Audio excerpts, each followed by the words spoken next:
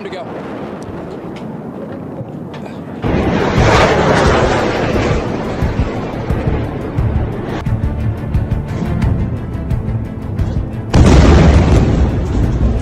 Okay. Tel Aviv, 14 juin 2025. Un missile iranien frappe le cœur du pouvoir israélien. Le complexe Kiryat. Le sol tremble. Le feu envahit la nuit. L'Iran déclenche Tru Promis 3, 200 missiles, 6 vagues, une seule cible, Israël. Cette nuit, l'équilibre régional bascule. Qu'a déclenché cette riposte inédite? Jusqu'où ira l'escalade? Voici l'histoire brute, sans filtre, de ce qui pourrait être le début de la guerre totale. Bienvenue sur Glopulsex, là où les faits prennent du relief. Le 14 juin, à Trezeving 5 heures françaises, l'Iran riposte violemment après les frappes israéliennes contre ses installations nucléaires. Tel Aviv, Haïfa, Al-Nakab, frappés en pleine nuit, des civils piégés, des symboles militaires ciblés. Appuyés par les rapports d'Al-Mayadeen, Presse TV, X et des sources croisées, on vous emmène au cœur de l'escalade. Abonnez-vous, activez la cloche, ce récit, c'est aussi le vôtre. 1h07 mains, les sirènes hurlent, un missile percute le complexe Kiryat à Tel Aviv, flammes, débris, chaos, c'est le signal. L'Iran déclenche Tru Promise 3, 200 missiles balistiques, 6 vagues. Cible, Tel Aviv, Al-Quds, Haïfa, Bir al-Sabi, Al-Nakab. Sur X, une vidéo montre une tour de 50 étages touchés. Une autre, le décollage d'un missile depuis Shiraz, à 1600 km. Les frappes sont chirurgicales. À Tel Aviv, le complexe Kiryat cœur du pouvoir militaire israélien, abritant le ministère de la Défense, l'état-major de Tsahal et plusieurs bunkers stratégiques enterrés et sévèrement endommagés. Des images de Fox News montrent un impact direct sur l'aile ouest du bâtiment, où siégeraient des unités de planification opérationnelle et de renseignement. Des analystes évoquent une atteinte sans précédent à l'infrastructure sécuritaire du pays. Dans la région d'Al-Nakab, plusieurs bases militaires israéliennes ont été visées par des frappes de grande intensité.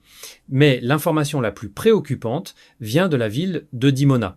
Selon le média Shia News, le site nucléaire israélien, longtemps entouré de secrets, aurait été directement ciblé. Une attaque symbolique et stratégique. D'autant plus inquiétant qu'il y a quelques semaines à peine, Téhéran avait affirmé détenir des informations détaillées sur l'ensemble du programme nucléaire israélien, y compris la localisation précise de ses installations sensibles. Si cette frappe est avérée, elle pourrait marquer un tournant dans la guerre psychologique et militaire entre les deux pays. Du côté d'Haïfa, le port explose sous les missiles, des Kaïbar et Kader pleuvent filmés en vol.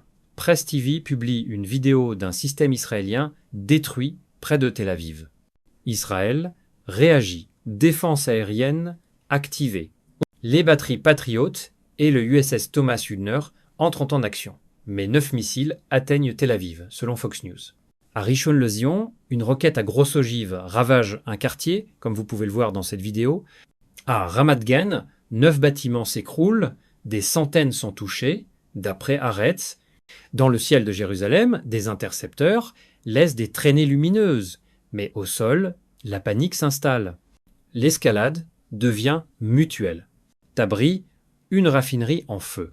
À Sadabad, 2 secouristes tués, Khorramabad secoué, mais l'Iran résiste, drone abattu à Fordo, tir intercepté à Ispahan et Kermanshah, et dans la nuit du 13 juin, l'Iran revendique un coup d'éclat.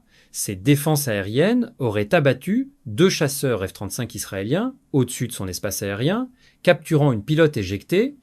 Selon l'agence Tasnim, le général Pakpour, nouveau chef du CGRI, prévient « Israël va souffrir ». Téhéran prépare la suite. Et elle pourrait être pire. 2 du matin, Tel Aviv. Silence interrompu par les cris, 4 morts, plus de 70 blessés selon The Jerusalem Post. 2 femmes tuées dans un immeuble du centre-ville. Les autres succombent à l'hôpital. Sheba, Bellinson, Ishilov. Des dizaines de blessés en urgence. À Ramat Gan, les secours fouillent les décombres. Haaretz décrit un chaos méthodique, lampes, cris, gravats. Magen David Adom dénombre 40 et un blessé supplémentaire à travers Israël. Les images sur X parlent d'elles-mêmes. Tours éventrées, enfants hagards, flammes dans la nuit. En Iran, les conséquences sont terribles. 18 morts, 320 blessés. Parmi les victimes, civils, enfants, figures clés.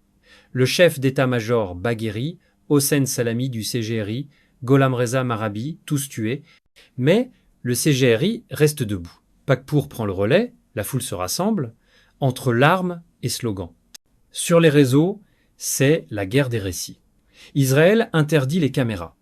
Mais les images fuient bunker plein, visage marqué. Car cette guerre, c'est aussi celle de ceux qu'on n'écoute jamais. Téhéran, 3 heures. Le président Pezeshkian s'adresse au pays. Il parle d'une agression lâche, promet une riposte forte et sage. Le guide suprême iranien télévisé galvanise les forces armées. Le CGRI revendique True Promise 3 comme une victoire, lancée sous l'appel au Ali ibn Abi Talib. À Moscou, Vladimir Poutine soutient Téhéran.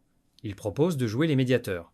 À Tel Aviv, Benjamin Netanyahou présente l'opération Rising Lion comme un tournant historique. Mais son avion, le Wings of Zion, décolle pour Athènes, escorté par des chasseurs, trahissant une crainte de représailles. Le ministre de la Défense Israël Katz menace. Téhéran brûlera si l'Iran persiste. Tsahal admet des failles dans ses défenses, exhortant les civils à rester près des abris. Le Moyen-Orient explose. Jordanie, espace aérien fermé.